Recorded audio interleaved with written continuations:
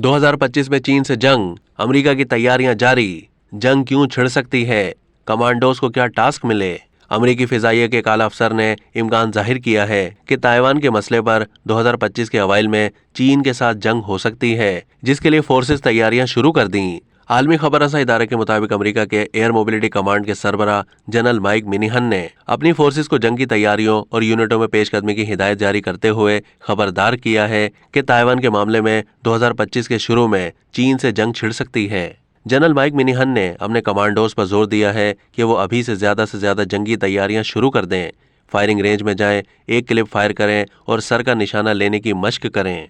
America के air mobility command के सरबराह ने ये तमाम बातें एक मेमोरेंडम के जरिए हुकूमत को पेश की, जिसकी तस्दीक पेंटागन ने भी की और अब सोशल मीडिया पर पहली बार इसके मंदरजात सामने आए हैं। मेमोरेंडम में मुतवक्के जंग की दलील के तौर पर जनरल माइक ने मौकिफ अपनाया कि आइंदा बरस ताइवान के सदारती इंतखाबात होंगे, जिसमें चीन के सदर शी जिनपिंग अमेरिका पर फौजी जारहियत का इल्जाम आयद करके जंग मुसल्लत करने का बहाना पेश करेंगे।